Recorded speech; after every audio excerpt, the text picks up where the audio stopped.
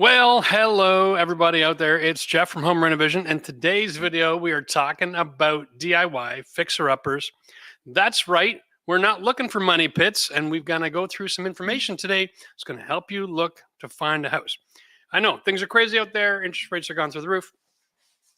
One of the things you can do when you've got huge interest rates is don't get a mortgage. Buy something dirt cheap. Now, there's a lot of different reasons why you're looking at fixer-uppers. Let me just go through a couple here. One is you inherited a home and it's a fixer-upper. We get a lot of people on the channel who have, their parents or their grandparents have left them a property and they lived in it all their life and never made any upgrades. Not uncommon. And so you've inherited a fixer-upper. And the question is that house worth it to put the time and energy in to fix it up? So we're going to help you walk through that a little bit today so that you can know if it's something you should sell or something that you should invest in. Second is entry-level housing. If you're young and you're in the market and you're like, how do I get a place that I can afford? How do I get a house that has a mortgage for less than $100,000 so I can have a little disposable income left over to then invest in the house and build my own ROI?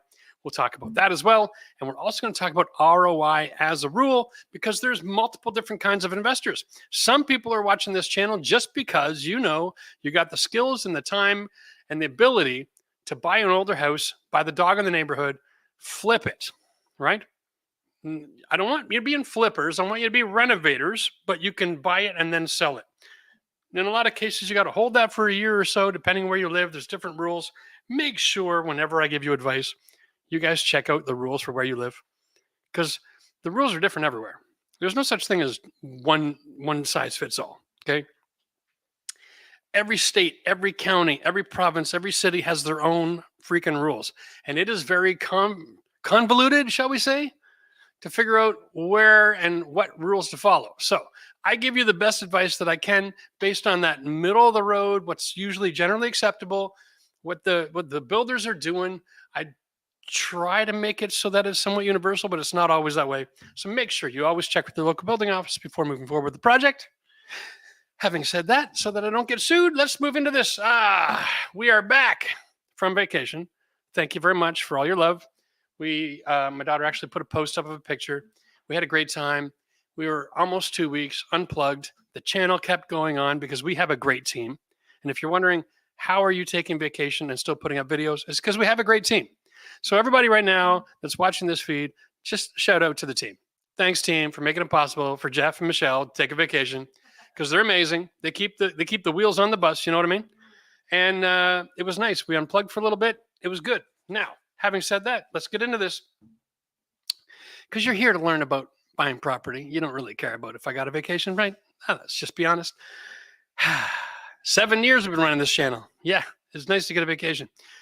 Let's deal with inherited first, okay? Because when you're dealing with an inherited house, generally speaking, you're dealing with older houses, all right? Now, here's the deal. If you got a house that's pre-1974, we're going to call that as our line in the sand. 1974, that's when we had a building code in the United States. The Canadian building code and the American building code, it came together during that 70s, 80s era. All right. That's generally when things kind of calmed down and leveled out and everybody kind of realized, hey, there's a better way to do this. If we all did the same thing, we can make more money because we don't have 8 million options for materials and processes and procedures. And the more science we got involved with, the more we wanted to streamline it because we started to realize that we were building things that were in constant conflict with each other as far as our building systems. I'll get into that a little later if we get a chance to. But what I really mean is up until about the 30s and 40s, everything was just wood. Just wood. Throw wood at it. If you need it, you throw wood in it. Wood walls, wood studs, wood outside, wood inside, wood ceilings, wood subfloor, wood on wood on wood, and then wood floors. Wood was everything, right? And then we started going, well, that's a lot of bloody wood. How are we going to build faster? So they started to make thinner wood and less wood and only one layer of wood. And then, the science started to get into it as population started to boom. How do we build faster? How do we get smarter about everything? So when you're looking at a fixer-upper, you need to understand as a consumer what year you're buying your house and what era of construction technology that was. Was it there's so much wood it'll never fall down, right? Remember that movie, The Patriot? Mel Gibson runs into the house. It's fully engulfed in fire, runs upstairs. He's got time to shop in his little tickle trunk there, And then he pulls out a bunch of guns, comes running down. The house is full of flames. That's a really old house full of wood. It takes so long to burn down. The structural integrity never goes away. Today, if a house catches fire, it falls apart like dust in about 20 minutes. Different world, okay? Understand that the age of the house means a lot. So when you're looking at a house, let's just go pretend, because I'm shopping for a house right now too. I'm in the looking for a renovation house, right? I'm looking for the dog of the neighborhood. It doesn't mean I'm looking like pre-1980, but it means I'm looking for the dog. So here we go. We're going down the street. We find a house. Okay. First of all, make sure that they're not pricing that house based on square footage, location, and they're ignoring the fact that everything needs to be redone.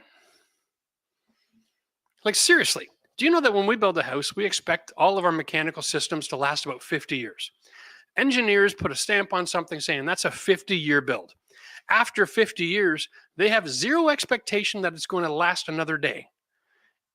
Everything else is on borrowed time. Now, generally with plumbing, we know we can squeeze 70, maybe even 100 years, depending on the conditions and the materials. But 50 years that's when you should be starting to plan upgrades. So let's take a look back. We're talking about, well, it's 1980 was 43 years ago. And for everybody who's my age, what the heck are you talking about? I was in grade 5. Really, that was 43 years ago. 1980 is pretty much post, a couple years before that, but post asbestos. That was really the last major hurdle in building material that was toxic, was asbestos. All right. So everything before 1980, and we're talking about 43 years ago, has issues with toxicity.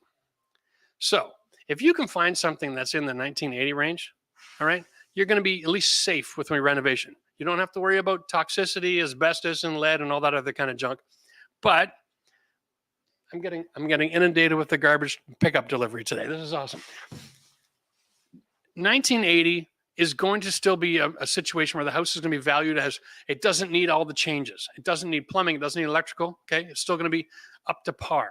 It's not currently up to code, but it was at code when it was built, and it's still considered the standard of the day. So you're going to pay top dollar for that sucker. No one's giving you a discount. When you go back to 1960, 1970, check your comparables in the neighborhood. Make sure they're not charging the same square footage for the same lot of a totally different generation home for the same dollar.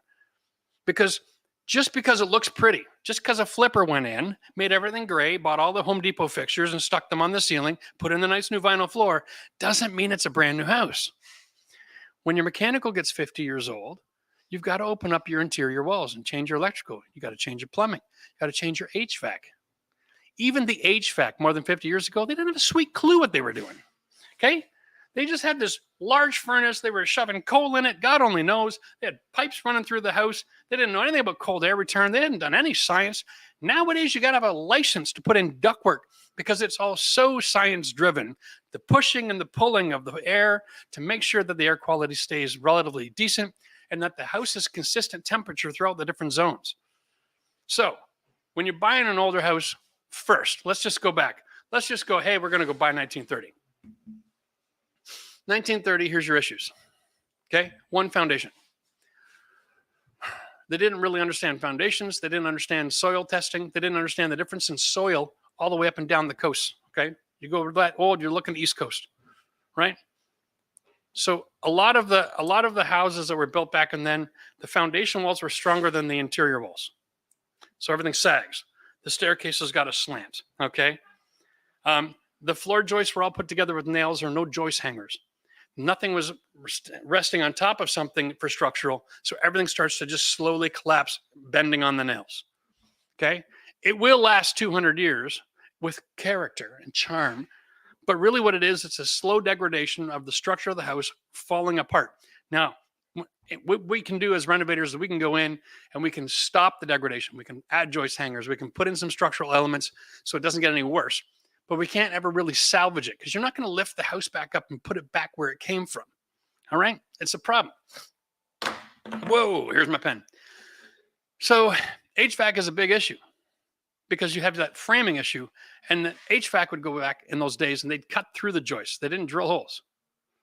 If it was in the way, they cut it out of the way. Why? Because everything had so much bloody wood. There was strapping on top, strapping underneath, strapping, lath. Even if you cut a joist right out of the way, the floor was just a trampoline of woods and nails, and it didn't make a difference. So the HVAC guys had no rules.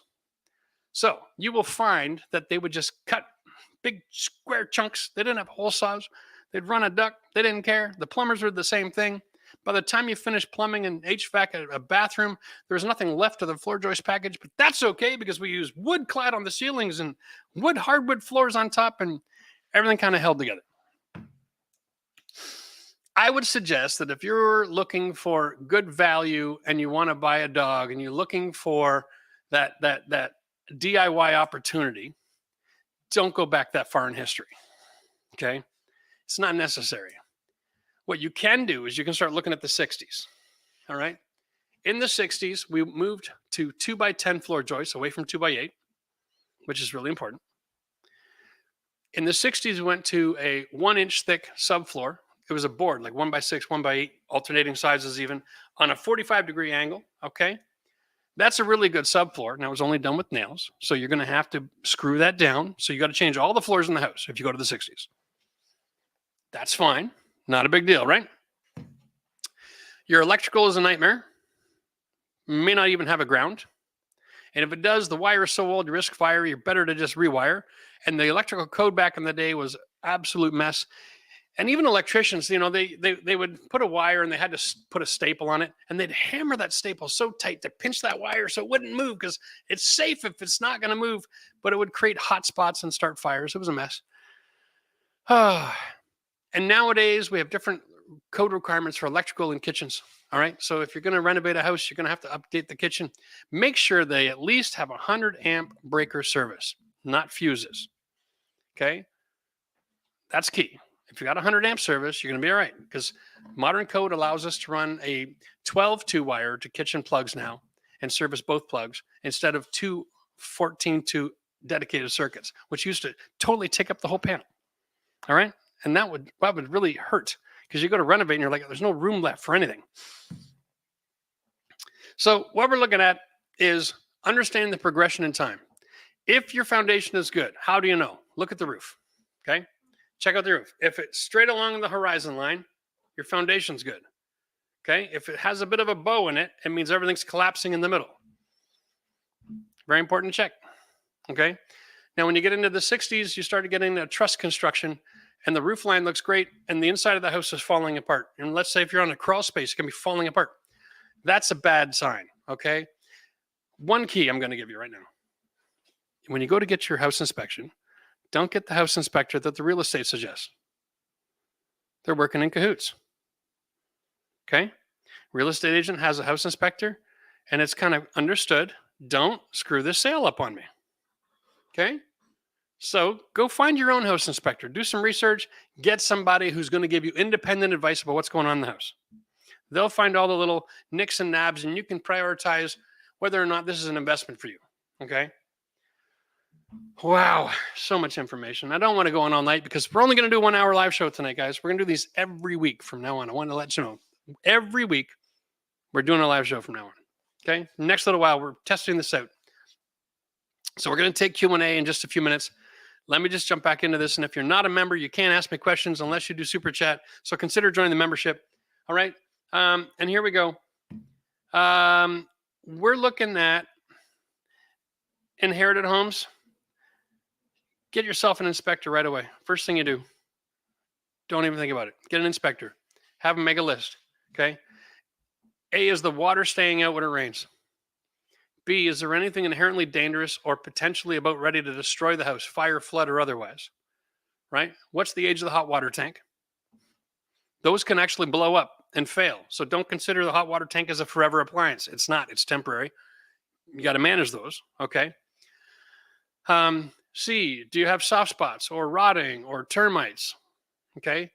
A lot of older houses, if you leave the foliage, the bushes growing up against the house, right? All the vapor that comes from breathing And you know what happens. If you're gone camping, you wake up in the morning, you're soaking wet because you had the doors zipped up on the tent window and the door.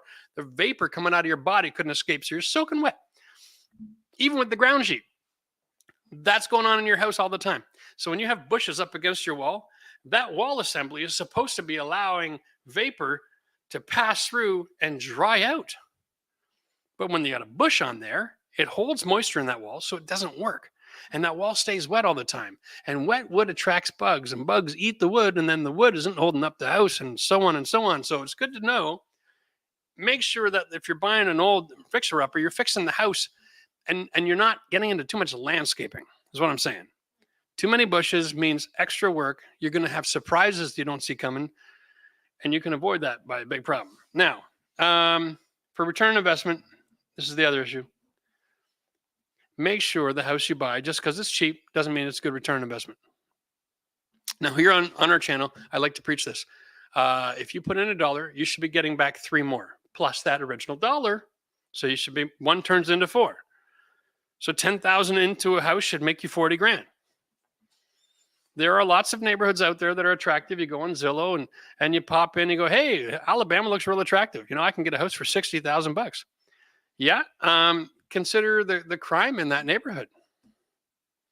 Consider the return on investment. You put in 40. Are you going to make that house worth 100? Or are you going to just make it worth 70 or 75? Are you getting 4 to 1 or are you getting 1 to 1? Okay.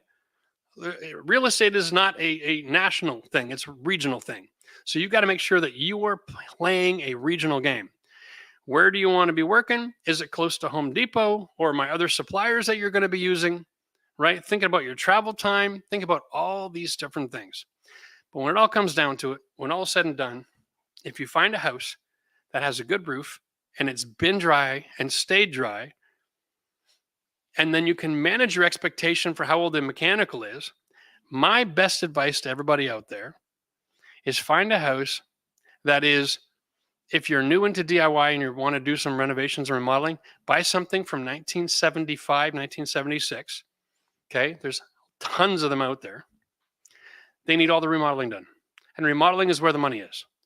Your foundation's good, your electrical's still good, your plumbing's still good. Okay, your HVAC is reasonable. It's not amazing. But without upgrading your major mechanical systems, you can pretty much just do your fixtures and your flooring and your finishings. That's where the money is for a return on investment. Okay? And if you're going to get something older, make sure that you make an adjustment on the value of that home before you buy it. Do not pay for mechanical systems that need to be replaced. All right? Fair enough? Take $10,000 for plumbing, $10,000 for electrical, and 10 or 15 for the HVAC, and have them take that off the sale of that home if it's comparable to a house of the same size in the same neighborhood from 1975 or 1980. You're not getting the same house. All right? And remember, depending where you live, you might need insulation. And the older the house, the lousier the insulation. It might have started out as an R13, but a lot of homes in the 1950s and 60s, what's in that wall now is down to about an R8. Okay? So that's there to consider as well. Do you have to get new windows? There's another big one. Now, if you have to open up all your interior walls to change your mechanical, and you got to open up all your exterior walls to change your insulation, and you got to change all your windows and doors, and you got termites, and you need a new roof, might I suggest that that's not a DIY fixer-upper? Okay, that's a money pit. And there is a huge difference between a house that needs to be brought back to life and a house that's been neglected to the point where it's decayed faster than it should have. So try to manage your expectations. Don't fall into the trap of buying something that's got all these problems with moisture, okay, and bugs and rot and mold.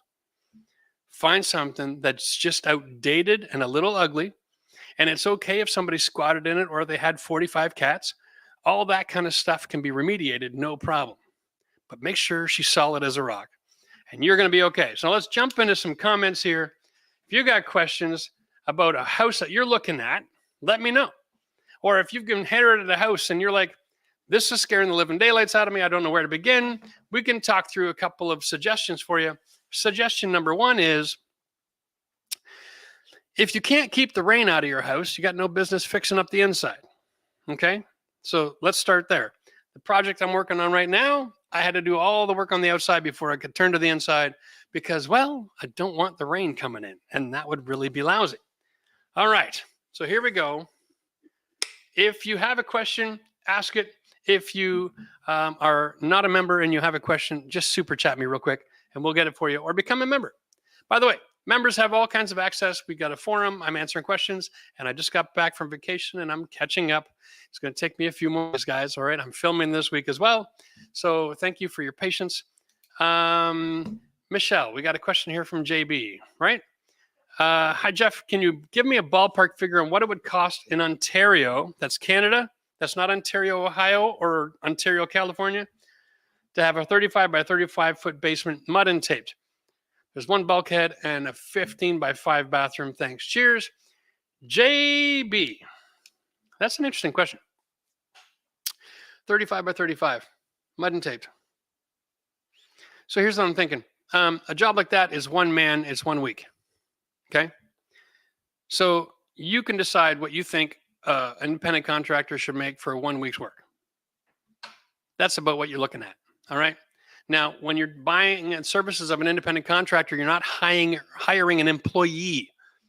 All right. So take a decent livable wage and then double it because he's running a business. He's got expenses. So don't be surprised if he's going to be at least $2,000 to $3,000 for a week's work. Okay. And then consider the fact that he's in high demand, and you might be surprised. He might be looking to charge 5 to 7, and that is not going to be unnormal right now. Is that even a word, unnormal? Anyway, okay, so consider that. If you don't have the skill and you don't want to learn how to do it yourself, you're going to pay market rate. So market rate for labor, I'm going to say is $2,000. Skilled labor is $3,000, but skilled labor in high demand, they'll charge whatever the hell they want to. So I've been in seasons where we've been paid $7,000 or $8,000 to tape a basement. And it was a few rooms, but fire rated, but still, and not uncommon if he's coming back for $4,000 or $5,000. Consider that normal. And then you can decide, do I want to hire him or do it myself? Don't keep interviewing tapers until you find someone desperate enough to do a cheap job, because you're just going to run into a whole pile of pain if you find a cheap guy. Oh, that's not where you want to end up. Right? Don't keep looking for a taper until you find someone who'll do it for $2,000, because that guy is just trying to support his coke habit. And I'm just saying that's experience. Next, Derek, which is a better flip? Which is better, flip and sell houses or flip and rent out houses? Maybe just personal preference. Wow, there's two different business models, right? Okay, if you're going to do a renovation on a house and you're going to hold it, then if you can move into it as your own personal hold, or a family member can move into it so you don't sell it right away, then you actually get what the capital gains exemption on your income on that property. Okay, so holding it for a couple of years isn't such a bad thing. All right, so consider that, and different rules for different states. Somewhere you have to hold it yourself, some you can rent it out and hold it. For me, it all depends. Like, I really love the idea of fixing up a house and living there for a couple years while I'm fixing up another one or another couple, right? It all depends on how aggressive you are, what's your financial situation, what's your financial plan, how ambitious are you. But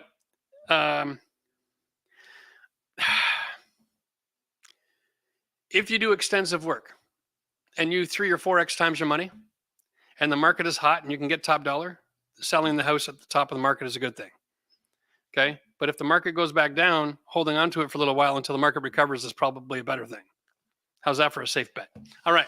Next, Joe. Wouldn't the simplest HVAC system be baseboard, radiator heat, and window ACs? No. No, Joe, that isn't the simplest. And you know, it all depends on where you live too. Like, for instance, up in Quebec, in Canada, they have really, really, really cheap energy in the way of electricity. And so a lot of the houses there are electric baseboard heat. And it's an efficient system, relatively speaking, but efficient based on cost, yes, right?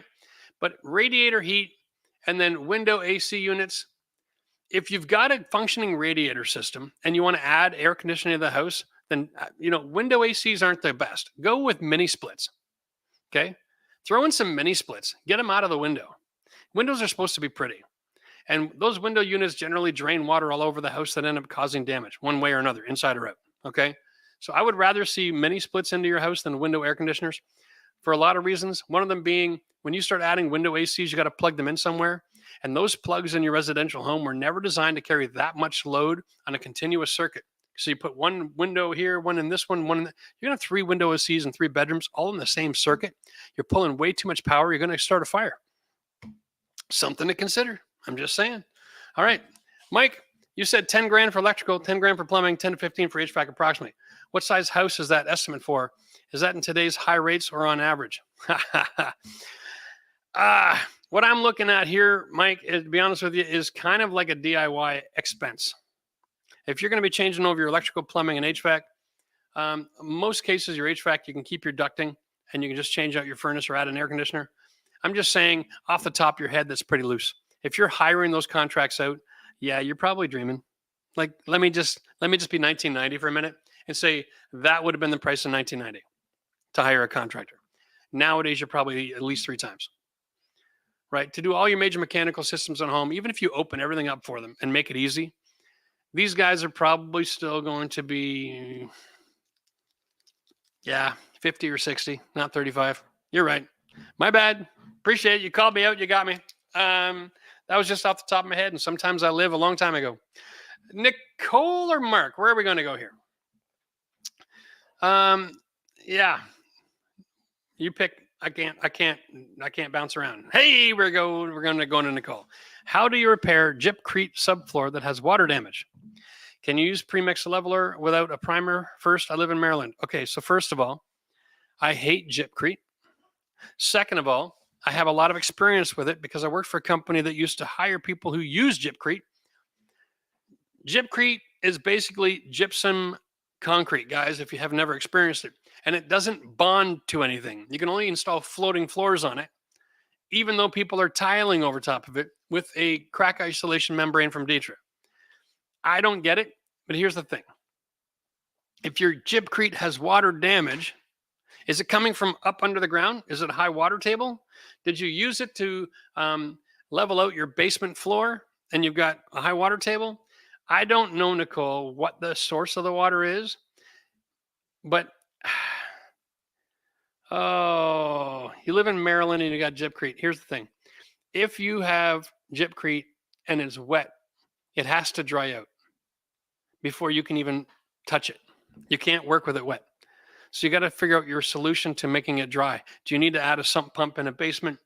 Do you have a leaky pipe somewhere? Like you're in Maryland, so you've got a basement. Yeah, I would love to know. Nicole, let me know and ask in the questions. Let me know, is it a basement floor that we're talking about here before I go any further? And if you have a sump pump, okay? Thank you very much. Mark, hey, Lee, thanks for the live. I got a house built in 1905 in Southern Ohio. Southern Ohio, built in 1905. Okay. Original 3/4 oak floor with nothing underneath. Nothing. Yeah, 1905. 1905, here's the deal. They would make the floor joist package, and then they would put oak strip tongue and groove flooring. Okay. That was the subfloor. And then they would build all the walls on top of that and wouldn't have any consideration about where the load transfer points were because the oak would transfer from one joist to the next. That's normal. Should I tear it out before adding subfloor or subfloor over it? Mark, I already answered it. It is the structure of your home. Be really careful. You need to get a structural engineer in, okay? I was once doing a bathroom for a guy in a 1905 house, and we had to run some plumbing in the bathroom, and the guy that was working for me pulled out a skill saw, and he just started cutting through all the oak boards. And I heard the saw, and I panicked, and I came running around the corner. And from across the room, I could see it. He was sitting on the floor, and he's just cutting it right next to a wall that was holding up the roof. And I ran over there and dove and pulled the plug out of the wall before I could finish cutting the last few boards. I'm like, get the hell out of that room right now. You could be just about killing yourself. And I was like, oh my God, I had to get a structural engineer in just to mediate what happened there. Because the load-bearing wall for the whole roof of the 3rd floor of that house was sitting on the yoke in between 2 joist cavities that he was running a saw next to. And I'm just like, Wow. Not a good day at the office. I would say if you're going to be adding subfloor, why? That's the really question there. Because you've consider it your subfloor. If it's squeaky, pre-drill holes and screw it all down. And then put a floating floor on top. Get rid of the squeaks that way. Okay? That'll work. But I wouldn't be thinking in a 1905 house to be taking out the oak, because you're just taking out the entire house. That's a mess. All right. If you got more questions, Mark, follow up in the forum or hit me next live show on Tuesday. Pancho Vasquez. Yeah, he's got a question. My house is in California. He has a walkout basement. Good. Very nice. It has moisture barrier under the concrete, and I've put a rigid foam OSB. And there must be more to that. That one's escaping me. New windows, door, still cold. What do I do? Okay.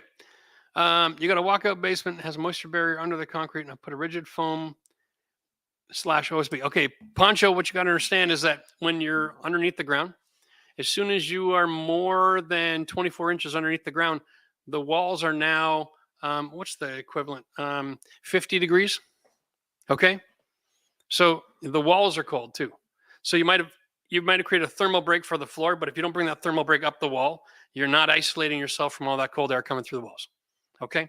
So consider doing that. That should solve all your problem. And then you've also got to add a heat source. You can't just not have cold. You got to have a heat source. So in California, if you don't have a heat source in your basement, your basement's generally going to be cold. And so I don't think they put heat sources in a basement. Considering getting an electric blower, you can get electric wall mount unit. It's like 8x10. Okay. It's got a little fan on it. And you can put it on a basement thermostat, and it'll just turn on every once in a while and blow a little heat across the floor and warm things up just a touch. Because if you insulate it, it'll hold the heat. And then it'll be great. All right. Cheers, buddy. Gregoire. Got lots of bulkheads. Open for you to have a peek. Lots of them only have the electrical wiring along the wall, not through the joists. Was it common practice in the mid-90s? It's common practice at any time to run wiring wherever it's simple and easy. And there is no code that says you've got to put it through the middle of a joist. You just got to put it where it's not going to get screwed into or pinched. And that's really all they're looking for. So, yeah, if you got wires running through a bulkhead, no big surprise. All right, you can just rerun them. You should be able to identify where it's coming from a box and pull it out and drill holes and run it all over again, or you can keep the box. I know, that's just the surprises that we find. No big deal. All right, Fish Landing, you got a 1956 concrete block house in Florida. You need to find good doors to replace the original ugly slab door and door from living room to garage. There's no threshold, seal, and leak. Where to buy doors? Well, you got lots of options. Do Google search for millwork companies. Okay, door and window companies. You can get custom. You got all kinds of options. You don't have to go to the box store. But for a garage door, you want a door that has a top, two sides, and a bottom sill, and a seal on it that seals out gases coming from the garage. And it has a mechanical closer so that you're always have a fire protection from fire starting in the garage going into the house. Okay, that's the other biggest issue. Other than that, most slabs are still the same size. They just got different locations for the hinges. So you can replace almost any door in the house with an existing slab right off the shelf anywhere you go. And if you got to go custom, then you got to go custom. In a lot of cases, if you got to get a custom door, it's easier to take out the door jamb as well and to buy a new jamb and door that'll fit the hole, and even buy wider casings if necessary and downsize your hole. So those are options for you. You can save a few bucks. Nicole said, nope, no to the basement. She's a third floor condo with gypcrete flooring and it's wet. Wow. Well, if you're a third floor condo and you've got wet flooring, then what you've got going on there is there's a plumbing leak somewhere and it's being absorbed into your gypcrete and the gypcrete is pulling it around. You've got to find out where that water is coming from, whether it's from outside or if it's a plumbing leak. Unfortunately, Nicole, That's really all you can do. What you can do is you can have somebody come in with a moisture meter, and they can register the different parts of the floor and find out what the wettest part is. And that'll lead you back to where the source of the water is. Okay. At least that'll open up the opportunity to have the discussion and say to the condo people, hey, water's coming from an inside wall. A lot of times in condos, water will leak in through the roof because it's a flat roof. It'll find a channel or a hole for some kind of mechanical run, and it'll come all the way down. It'll hit your floor, and then it's going right into your gypcrete. There's nothing you can do about that. But that's a condo responsibility, not a you responsibility. So if you don't have a plumbing leak or an active water thing going on, then it's behind the walls. It becomes the condo's problem. So I would go to them to talk to them, say, get someone in here to find out where this water is coming from, because this is not my responsibility. It's most likely water from outside. It's found a way into your apartment. Okay? All right. Keep up the fight. Yeah. All right. Welcome to the membership, Jacob. Looking forward to your question. All right. Oh, can we go up a little bit there, Mitch? I want to see. Mark was getting back to me. If it helps, the stone house and all the joists are resting on stone. Yep, sorry for the lack of detail. The why of subfloor tiling, no squeaks. Okay, just because you want to add a tile, yeah, unfortunately, your floor, if you want to add tile, the best way for you to do it would be to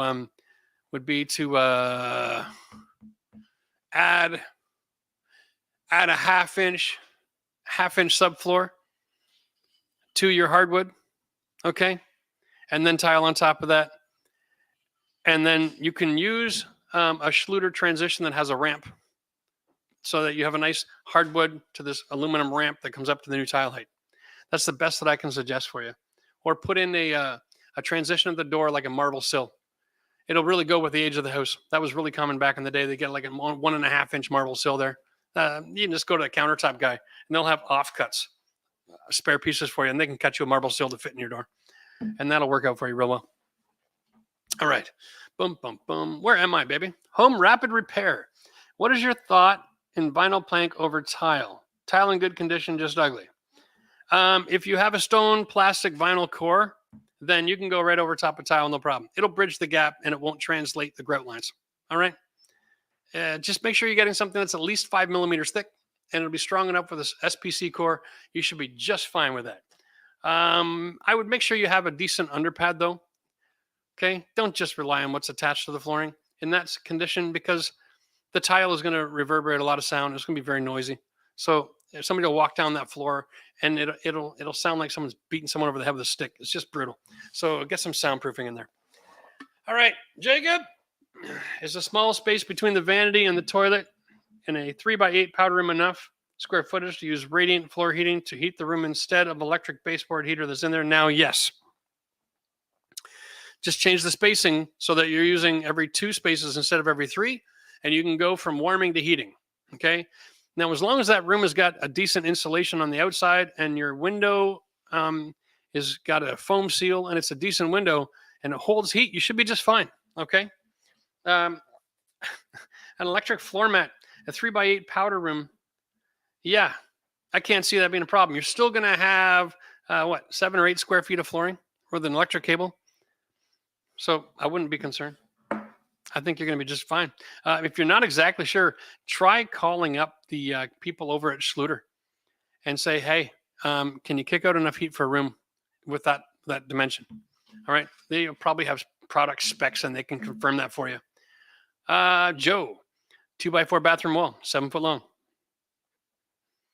Okay.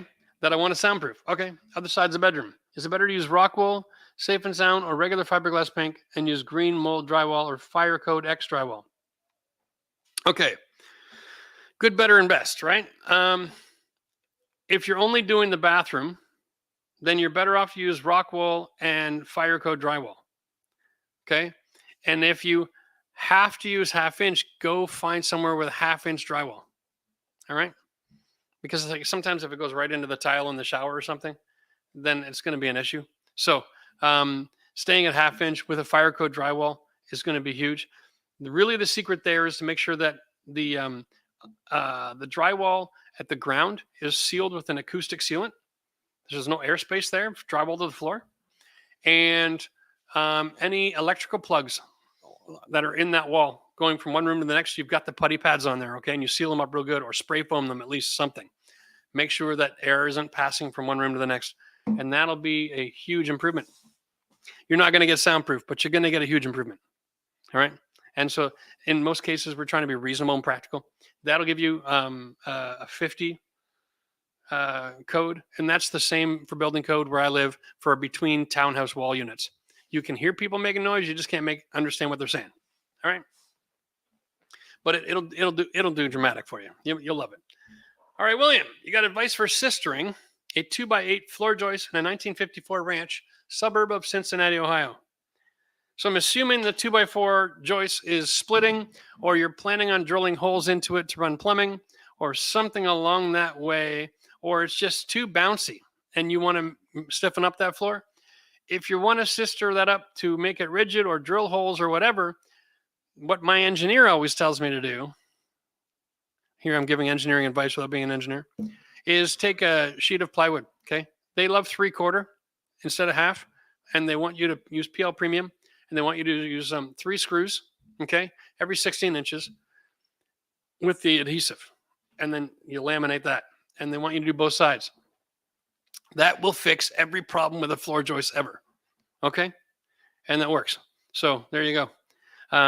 Now, if you want to know specifically for your house, you want to get an engineer in. Structural engineers are awesome. But in most cases, that's what they tell you to do. All right. Next. Donald. I need a drink here, guys. I'm trying to do all of this in 1 hour, and I'm rapid fire. My goodness. Oh, by the way, can I just say, my daughter put up a picture in a post about how we were taking holidays. And I was actually looking at it today. And I just want to say thank you. You guys, you blew my socks. You guys said so many nice things, and you were so encouraging. We're out here. We're doing the channel. We're trying to help folks with the renovations. And we started the membership because we didn't want you guys to screw up and have to do everything twice. And it has been 7 years. Actually, last week that we started, right? Isn't that crazy? And here we are, and I'm like, wow, I'm freaking exhausted. And it turns out that most YouTubers after 7 years just pack up and quit because they're just burned out. And I'll be honest with you, a couple years ago, I am really blessed that I was able to bring my daughter and my son-in-law and my other son on board, and we've got a good team, and they take good care of me so I don't burn out. Creatively and energy-wise, I'm feeling better than I have in the last few years. So I'm doing great. It was just really nice to have some downtime away from all of the hustle and bustle of life and just spend some quality time with my wife, because my goodness. It's amazing when you're in this business, how many times you're sitting there and the conversation just switches over to business all the time. And I just wanted to say thanks for your encouragement. Appreciate your love. But we don't need to take months off. We just wanted to have a little break. And we had videos produced in the queue. One thing you should know about our channel is we are always way ahead of the game. Okay? We are not working tomorrow to put out a video for Saturday. All right? We are at least a few months ahead at all times. And that is because life happens. Right? If someone gets sick or has an accident, we need to be able to, keep this show on the road. So that's what we do. We like to keep things ahead. And so when we go to take a break, it doesn't mean that we've fallen off the face of the earth. It just means that I've fallen off the face of the earth, but the team keeps the wheels on the bus. And my members, thank you guys, because you make all this possible. I can't have a team that allows me to be able to have a break without all your help. And that's just the bottom line. With no members means no team, means Jeff would be burned out and I'd be gone. So if anybody asks, yeah, you guys are the reason that we're still here. So thank you. I just wanted to say that. All right. Let's get back to some questions, Jeff, before you start crying or something. Donald, how would you go about repairing cracks, hairline for calcimine walls? Which primer to use? Thanks, Don. What in the hell is a calcimine wall, Donald? You got me. I have no idea what you're talking about. Now, if that's just a fancy word for concrete, that's great. Wow. Donald, ask that in the forum, because I'm going to go and do some research and I'll get an answer for you. But you got me on that one. I'm stumped. I should almost first time. I should have an award for somebody who can stump me. Oh my goodness, I got to do like a giveaway or something. That's Donald. Yeah, you just make sure that you put in the forum that you stumped me. I want to send you something. All right, Belinda, you got a condo front door has settled, and I can see light on the doorknob side, more light at the bottom, and a little at the top. Solutions? Call your condo board people. Condo board people are responsible for the entrance doors and the windows and the exterior and the roof and the grounds. As a rule, this is not a Belinda problem. Okay. And if you're not sure, just go and check the condo paperwork and find out what it is that they're covering as a part of your condo fee. Because they would be more than happy to let you take care of the cost of replacing that front door, even if it's their issue. So don't be that guy, Belinda. Check your paperwork. But best of my understanding, condos take care of doors, windows, the facade, and the roof. Okay. And that is why you're paying condo fees. If it's just an HOA, it might just be from lawn management and access to a pool in the south. But without knowing where you live, that's pretty standard for condos. Okay? Settling happens because the building settles. All right? And if you have settling issues, the condo needs to be the ones to address that, because that might also mean that you have a foundation issue or a bug infestation issue or water damage issue. And so they need to be apprised of that as soon as possible so that they can manage that. All right, Brian, you're going to renovate a small half bath. It's a great place to start. Took down the hideous wallpaper, ton of glue left over. What do you recommend to get it to a paintable state? Lots of sanding or skim coat? There is a wallpaper adhesive stripper chemical that you can put on, and it's messy. Boy, oh boy, oh boy. You know, for a half bath, if it was me, I would probably not even take off the wallpaper. I would just rip out the damn drywall. And I'll tell you why. It's a half bath. It's a hell of a mess. Whatever you do now is going to be a hell of a mess. So make a brand new mess, but at least have a look behind the walls. Now's an opportunity. You can take that half bath. You can put some soundproofing in the walls so that when people are using it, you don't have to hear them using it in the next room. Because where's the half bath? Next to the living room? Always is. Or right off the kitchen. No one wants to be a part of that action. So I would suggest just rip off the walls and start over. Don't even bother. You can leave the ceiling if you want to, but at least rip off the walls. Check to see if the plumbing and electrical and all that stuff is good. Has an opportunity to seal some holes if you want to and insulate the walls. Go new drywall. A half bath is small. You don't even hardly have a joint. Most of them are just full sheets, floor to ceiling. Yeah, right?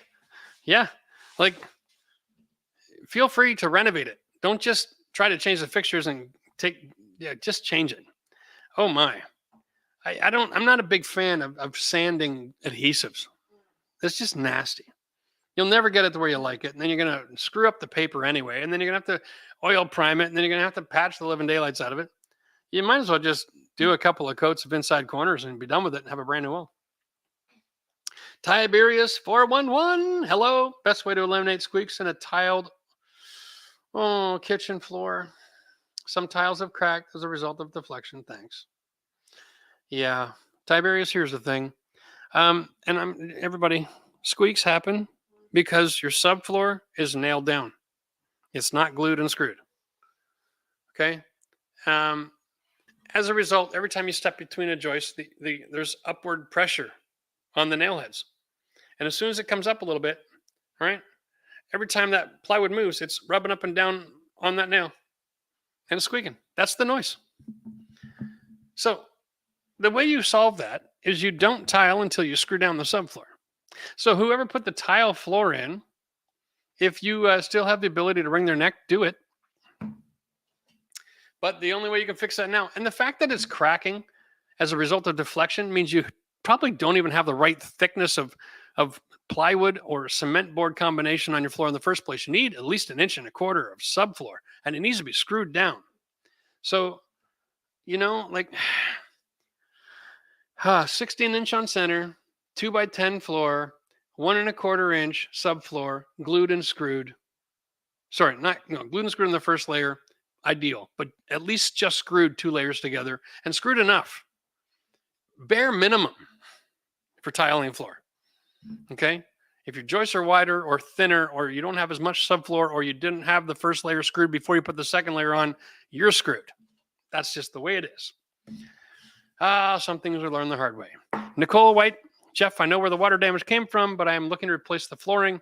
I have pre-mixed leveler, but is a primer needed first? Okay. Thank you, Nicole. So that means the floor's dried out, because you can't do anything until you dry it out. Now, here's the problem. You're using a floor leveler to fix the damage, but you need a floor leveler primer. Even if you prime it, Nicole, you're not bonding it to anything, because Gypcrete is just packed dust. Okay? So you're basically painting dust. So whatever you use for your floor leveler, you're putting it on dust. I'm going to suggest that you talk to the people who are selling the floor leveler and tell them it's going on Gypcrete, and ask them for like some kind of a super strength. Okay, get one with a hardener in it, so it doesn't crack up on you. But Gypcrete generally, it goes on and it's not deflecting, so you shouldn't have a problem with deflection, which causes the leveler to peel off and crack. So you should be fine. But just make sure you get a good quality one that has a really good hardener in it. There's different grades. Okay. 9 minutes left. My God, we got to go into rapid fire on this. Hypothetical. What are the most important considerations for creating an ADU secondary living unit by partitioning off part of the existing house, not an addition? Locations, North Carolina, if it helps. Most important consideration is, will the people in that state let you do it? What's the rental market? And do you really want to have neighbors living that close to your bedroom? Right? Generally speaking, you're going to be investing a lot of money to have an ADU. And they really only pay if you're living in a place where the rent is 3 times more in that location than it is on the outskirts of the city. All right. So downtown city proper is really the only place. Cheers to the thing for the love. You inherited a 1971 house recently. See, this is what I'm talking about. Very rough shape. Haven't had an inspection yet. At what point does it become a tear down and rebuild? That's a great question. It becomes a tear down and rebuild if the framing is a problem.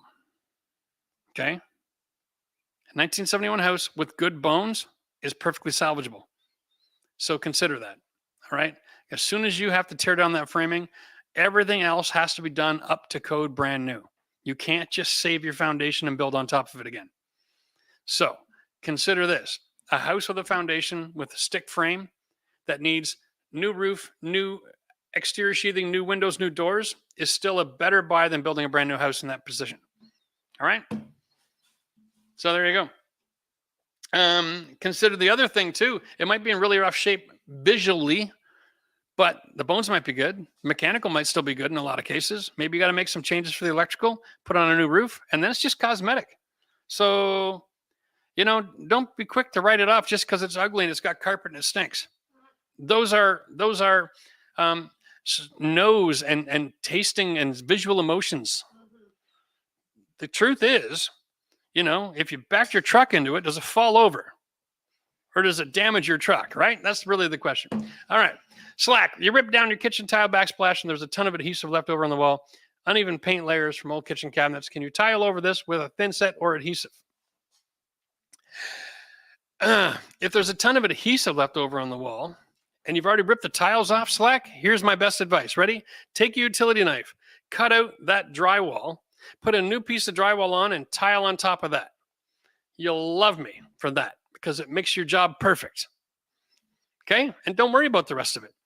You don't need to save the drywall. A utility knife will cut through that, no problem. 2 or 3 passes each. All right? And then put a new piece of drywall on. You're going to be gold. Next, where are we here? Sandy, you're blessed with a wonderful family. Pat yourself on the back with Michelle for raising great kids. Yeah. Okay. Cheers, Sandy. Hey, they're all talking to us. We did something right. All right. Marizel, San Jose, planning on installing Tesla charger in your garage. What should I be aware of if I was to install it myself? And would this increase value to my house at all? Whew. Yes, I would think it would in most cases. If you want to do it yourself, you're going to need a permit, and you got to make sure you live in a place where they'll even write you one. So consider that. Watching from the steel mill. Nice. Gotta love that. Hey, I'd love to buy a fixer-upper. We're not rich. My retirement's in the tens of thousands. We have about 3 months of emergency savings. We only have 2 car loans and a mortgage for debt. 0 unsecured. Okay. Great time to get started, right? I bought a 1,400 square foot trailer down here in Florida, 2-bed, 2-bath for $84,000. Okay. Cosmetic fixes. Consider it. It's not a bad option. All right. Got a few more minutes here, guys. Any suggestions for my first purchase to flip a home and work on building a bankroll for future flips? Yeah. My suggestion is make sure that you're buying a house in an area that's undervalued, but also desirable to live in.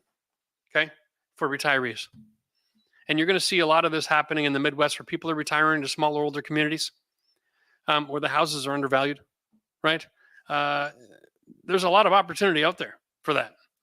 And so you can buy a house for 40, 50, 60,000 bucks, and maybe you got to put 2 years of love into it, but then you're mortgage free. All right. Scott from Cleveland may have accidentally increased scope of work in the kitchen. We've all done that, Scott. Any tips on how to remove long drip of paint from the front of a cabinet door? Yeah, it's a sander. Get a palm sander, right off the experience, refinish that door all over again. That's just the way she goes. A long drip of paint from the front of a cabinet door, if it just happened, hasn't cured yet. You should be able to scrape that off. That's a thought too.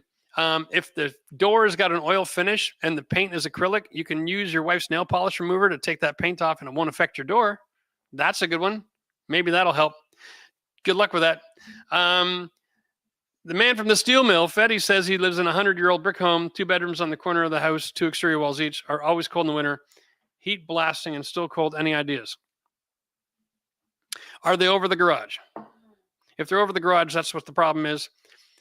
If it's an older house, 100-year-old brick home, it's because of the old HVAC, Mike.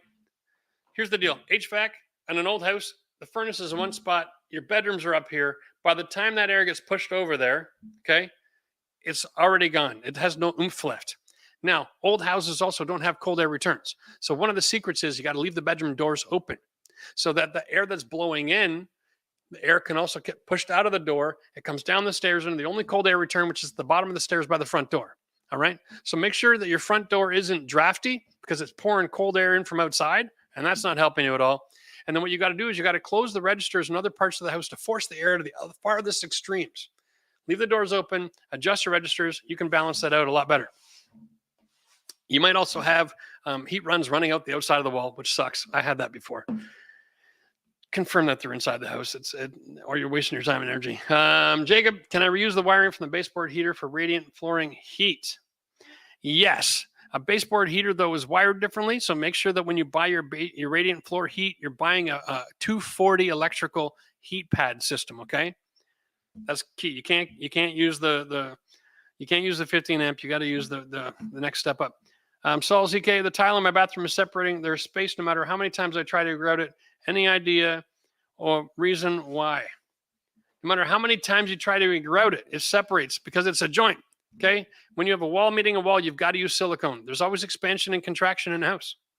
So this is normal. Okay. So it's part of the house. It's like breathing, like lungs. It's always doing that. So you always want a silicone where a wall meets a wall or a wall meets another surface like a tub or a tile, or sorry, a tub or a drywall. And that'll solve your problem, my man. Cheers. Looking to flip the house with terrible nicotine stains on the drywall. Do you have experience with that? Yeah, there are paints out there that you can paint over top of that. Contact your local, just Google this, Insurance Restoration Supply Warehouse. They have products that nobody else carries. They can solve your problem. I got 1 minute left. What else we got going on here? Thank you so much for giving your time to finish the basement series. The project is probably coming this fall. Yes, 2x4 prices have come down. Yes, while we're here, let's talk about that. Lumber is coming back down to normal. Over the next 3 or 4 months, you're going to see the lumber price. That's as low as it's going to get. It's not going to go any lower from there. That's the new normal. And it's going to be kind of affordable. So everybody should be ramping up your projects for the fall, thinking about what you can be doing. Okay, that is awesome. Kathy, she's remodeling her bathroom, claims some additional space. Good for you. You remove the bathroom door and trim. I would like to remove the framing around the door. Okay, no problem. Doors, jams, trims, casings, none of it structural. Rip it out, girl. Have fun with that. All questions asked. Okay. And Mike, you're in Colorado. Everything's overvalued here. My parents live in OK, so maybe I can work something out with them. I work 100% remote, so could make it work. Well, there you go. Nice. Guys, thanks for joining us. This is a lot of fun. 1 hour. I'm still energetic. That's amazing. I might have to do this more often. Anyway, we will see you next Tuesday at 5 o'clock Eastern Standard Time with another edition of This Old Fart. All right? How do you like that? All right. Cheers. Thanks for coming. We'll see you next time.